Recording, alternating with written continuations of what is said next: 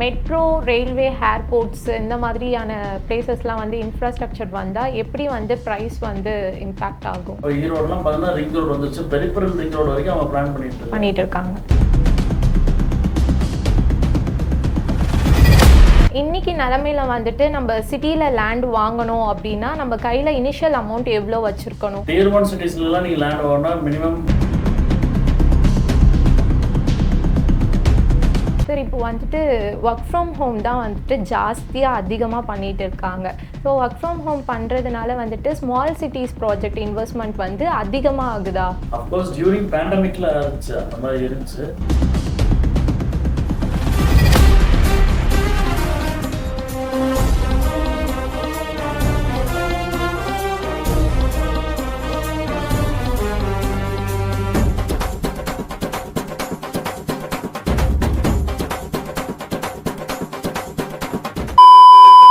இன்னைக்கு நம்ம ஷோவில் நம்ம யாரை கெஸ்ட்டாக இன்வைட் பண்ணியிருக்கோம்னா கிளிஃப்டான் ரியாலிட்டியோட எம்டி விக்னேஷ் சாரை தான் இன்வைட் பண்ணியிருக்கோம். Welcome sir. சார், இன்வெஸ்ட்மெண்ட்டுக்கு வந்துட்டு எவ்வளவோ ஆப்ஷன்ஸ் இருக்குது. ஏன் பர்டிகுலராக வந்துட்டு நம்ம லேண்டை வந்து இன்வெஸ்ட் பண்ணுறோம்? பேசிக்காக இந்தியாவில் வந்து மக்கள் வந்து 4 டைப்ஸ் ஆஃப் இன்வெஸ்ட்மெண்ட் தான் மெயினாக பண்ணுறாங்க. First gold, stock, real estate investment, and then crypto currency which is not legal nowadays. அது பண்றாங்க. லேண்ட்ல என்ன பெனிஃபிட்னா, லேண்ட் வந்து என்னைக்குமே இடத்துல போட்டது பொண்ணுபாங்க. லேண்ட்ல இன்வெஸ்ட் பண்ணா என்னைக்குமே லாஸ் ஃபேக்டரே கிடையாது. நீங்க அதே மீதி இருக்கிற 3 ஃபேக்டர்ஸுமே எடுத்து பாருங்க. இப்போ ஸ்டாக்ல நீங்க போடுறீங்க, கோல்ட்ல போடுறீங்க, கிரிப்டோல போடுறீங்க. லாஸ் ஃபேக்டர் வந்து நம்மளுக்கு கண்ணுக்கு முன்னாடி லாஸ் ஃபேக்டர்ங்கிறது தெரியும். ஆனா நீங்க லேண்ட்ல இன்வெஸ்ட் பண்ணீங்கன்னா, இன்னைக்கு நீங்க லேண்ட்ல போடுறீங்கன்னா அந்த இடம் டெவலப்பே இருந்தா கூட அதே ரேட்ல தான் இருக்கும். லாஸ் ஆகாது. அதுதான் வந்து மெயினா வந்து real estate development, real estate இன்வெஸ்ட்மெண்ட்ல மெயினா எல்லாரும் லேண்ட்ல. Okay, land best. நம்ம வந்து தான் பெஸ்ட். ஓகே. இன்னைக்கு நிலைமையில வந்துட்டு நம்ம சிட்டில லேண்ட் வாங்கணும் அப்படின்னா நம்ம கையில இனிஷியல் அமௌண்ட் எவ்வளோ வச்சிருக்கணும்? இன்னைக்கு டியர் 1 சிட்டிஸ்லாம் நீங்க லேண்ட் வாங்கினா மினிமம் இப்போ வடபழனிலாம் எடுத்தீங்கன்னா மெயினான ஹப்ல வாங்கினா மினிமம் 4 crores ஒரு கிரவுண்ட் ஆகும். நீங்க டியர் 2 டியர் 3க்குலாம் போனா 40 lakhs கூட இருந்தா போதும். நம்ம வந்து ஈஸியா ஒரு பிளாட் வந்து ஒரு கிரவுண்ட் வந்து நம்ம பர்ச்சேஸ் ஒரு மிடில் கிளாஸ்னால பர்ச்சேஸ் பண்ண முடியும். இதுல என்னன்னா இப்போ எல்லாருமே பயந்துக்குவாங்க. இனிஷியலா எல்லாரும் பயப்படுவாங்க. 40 லட்சம் போட்டு நான் கோல்டு எனக்கு 5-10 லட்சம் இருந்தா போதும், ஈஸியா கோல்டுல வாங்கிடலாம். நான் ஒரு லேண்ட்ல இன்வெஸ்ட் பண்றதுக்கு 40 லட்ச ரூபா வேணும் அப்படின்ட்டு. நம்மடேஸ் கவர்மெண்ட், ஈவன் சென்ட்ரல் கவர்மெண்ட் நிறைய விஷயத்தை இனிஷியேட் பண்ணிருக்காங்க. லைக் ஒரு பிளாட் டிடிசிபி டெவலப்பர் பிளாட்டை வாங்கணும். They are giving loan up to 80% for an individual. So உங்ககிட்ட கையில ஒரு 8 to 10 லட்ச ரூபா இருந்தா போதும். ஆல்மோஸ்ட் ஒரு 10 லட்ச ரூபா இருந்தா போதும், you can purchase a plot. Okay. Even 8.59% interest they are giving the things. So இது வந்து யாருக்குமே எக்ஸ்போஜர் யாருக்குமே தெரியறது இல்ல. ஒரு பில்டிங் இருந்தா லோன் தருவாங்க, ஒரு காலி இடத்துக்கு யார் லோன் தருவா அப்படிங்கிறாங்க. Plus many steps எல்லாமே கவர்மெண்ட் முன்னாடி வந்து நிறைய பேருக்கு இன்வெஸ்ட்மெண்ட்டுக்கு அது தட் ரியாலிட்டி இன்வெஸ்ட்மெண்ட்டுக்கு நிறைய முன்னாடி வந்திருக்கிறாங்க. இன்வெஸ்ட்மெண்ட்டுக்கு பிளாட் பெஸ்டா ஆர் பில்டிங் அந்த மாதிரி பெஸ்டா சார்? பிளாட்டா பில்டிங்கான்னு கம்பேர் பண்ணும்போது day 1 of the launch of the building ஒரு ஸ்ட்ரக்சர் நீங்க டே 1ல லான்ச் பண்ண அந்த நெக்ஸ்ட் டே அடுத்த நாள்ல இருந்து பில்டிங் வந்து டிப்ரிஷியேட் தான். பில்டிங் என்னைக்குமே வேல்யூவே கிடையாது. டிப்ரிஷியேட் தான் ஆயிட்டு. டே 1ல இருந்து டிப்ரிஷியேஷன் தான். ஃபார் எக்ஸாம்பிள் இயர்லி இப்போ நீங்க ஒரு பில்டிங்கா வாங்குறீங்கன்னா அனலைசர் வந்து என்ன பண்ணுவாங்க, இயர்லி 1% டிப்ரிசியேஷன் போடுவாங்க. அந்த பில்டிங் காஸ்ட்ல 1% டிப்ரிசியேஷன் போடுவாங்க. அதான் பில்டிங் என்னைக்குமே டிப்ரிசியேஷன் தான். பிளாட் ஆனா அப்படி கிடையாது. பழைய பிளாட் ஆனா அது அப்படி கிடையவே கிடையாது. உங்களுக்கே தெரியும் what is saying is the individual who have abundant of land is the richest person in the world. அதான் இங்க சேயிங். ஃபார் எக்ஸாம்பிள் இப்போ இந்தியாவில் எடுத்தீங்கன்னா பாப்புலேஷன்ஸ் அதிகம், லேண்டோட இது வந்து ரொம்ப கம்மி, லேண்டோட டென்ஸ் கம்மி. ஆனா யூஎஸ் பார்த்துட்டீங்கன்னா பாப்புலேஷன் கம்மி, லேண்டோட அபண்டன்ஸ் வந்து ஜாஸ்தி. அங்க வந்து அந்த அபார்ட்மெண்ட் டைப்ல இருக்கிற இதெல்லாம் பெருசா போகாது. பெரிய பெரிய பிளாட் லாட்டா வாங்குவாங்க. ஆனா இந்தியாவில் இப்படி வடபழனியில போய் ஒரு சின்ன பிளாட்டை பிடிக்கணும்னு கஷ்டம். டயர் 2 டயர் 3 ரியல் எஸ்டேட் சிட்டிஸ்ல வந்து எப்படி டிமாண்ட் வந்து இன்க்ரீஸ் ஆகுது சார்? டிமாண்ட் எப்படி இன்க்ரீஸ் ஆகுன்னு கேட்டீங்கன்னா, இப்போ டியர் 1 வந்து இப்போ சென்னை, தமிழ்நாடு டியர் 1 ஒரே city Chennai. Chennai is almost saturate. Like என்ன சொல்றது, இப்போ சென்னையில போய் நீங்க ஒரு பிளாட் வாங்கணும், அவுட்டருக்கு தான் போகணும். கோ ஃபார் அட்லீஸ்ட் ஓஎம்ஆருக்கு போகணும், இல்லை ஈசிஆர் சைடு போகணும், இல்லை வண்டலூர் அந்த பெல்ட், வண்டலூர் கேளம்பாக்கம் பெல்ட்டுக்கு போகணும். வடபழனியில் போய் நீங்கள் ஒரு கிரவுண்ட் இன்னைக்கு வாங்கணும்னு இப்போ 4.5 கோடி இன்னைக்கு. ஸோ டியர் 2 சிட்டிஸ்ல என்னன்னா, for example I am developer from Erode. Okay. இப்போ டியர் 2 சிட்டிஸ்ல ஒரு பஸ் ஸ்டாண்ட் பக்கத்துலேயே நாங்கள் இப்போ upcoming bus stand like what Koyambedu is coming, அதே மாதிரி கவர்மெண்ட் ஸ்டேட் கவர்மெண்ட் வந்து பெரிய பஸ் ஸ்டாண்ட் பண்ணிட்டு இருக்காங்க.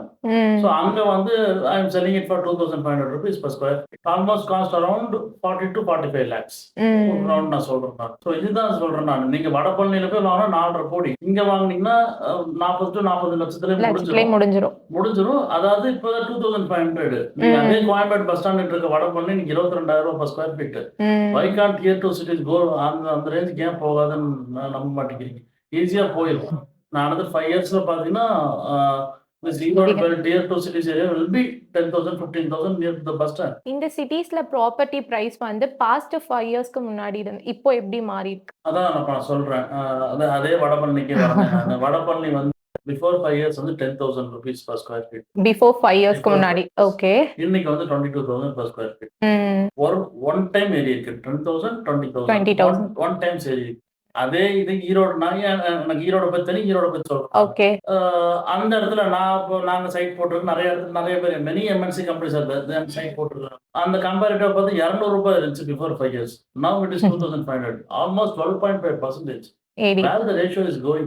நீங்க அதை பாருங்க நீங்க. ஸோ அதுதான் நான் வந்து டெவலப் பண்ண 5 வருஷம் இப்படிதான் டெவலப் ஆயிருக்கு. இந்த கம்பேரிசன் வந்து டெவலப் ஆயிருக்கு. But it will go till 10,000 within 3 span of years. Sir இப்போ வந்துட்டு ஒர்க் ஃப்ரம் ஹோம் தான் வந்துட்டு ஜாஸ்தியா அதிகமா பண்ணிட்டு இருக்காங்க. ஸோ ஒர்க் ஃப்ரம் ஹோம் பண்றதுனால வந்துட்டு ஸ்மால் சிட்டிஸ் ப்ராஜெக்ட் இன்வெஸ்ட்மெண்ட் வந்து அதிகமா ஆகுதா? அஃப்கோர்ஸ் டியூரிங் பேண்டமிக்ல இருந்துச்சு, அந்த மாதிரி இருந்துச்சு. ஓகே. பட் இப்போ நிறைய கம்பெனிஸ் அப்படி கிடையாது. எல்லாம் கால் பண்ண ஆரம்பிச்சிட்டாங்க. சின்ன 5% ஆஃப் கம்பெனிஸ் தான் எம்என்சிஸ் தான் வந்து ஒர்க் ஃப்ரம் ஹோம் கொடுக்குறாங்க. டியூரிங் பேண்டமிக்ல அந்த ரியல் எஸ்டேட்டோட டியர் 2 பூம் வந்து அப்படி போச்சு. ஓகே. ஈவன் ஸ்டாட்டிஸ்டிக்ஸ் சேயிங்ஸ் அப்படிதான் இருந்துச்சு. இந்த பேண்டமிக் டைம் இருக்கு 2020 2021 எல்லாம் அந்த ரியல் எஸ்டேட் growth வந்து டியர் 2ல வந்து பயங்கர பீக் ஆச்சு. அந்த பீக் வந்து இப்ப அந்த கிராஃப் வந்து லோ ஆகுது. லோ தான் இப்ப டெவலப்மெண்டா காமிச்சிட்டு இருக்குது டியர் 2ல. ஓகே.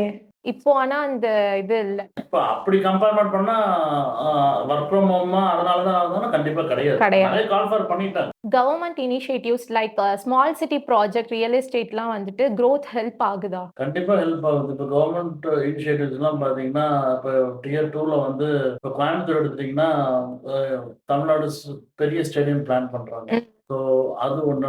கோயம்புத்தூர் சென்னைக்கு அப்புறம் இப்போ கோயம்புத்தூரோட டிராஸ்டிக் டெவலப்மெண்ட் எப்படி போயிட்டு இருக்குது அப்படிங்கிறது. அண்ட் கமிங் டு நியர்பை சிட்டினா திருப்பூர் அண்ட் ஈரோடு.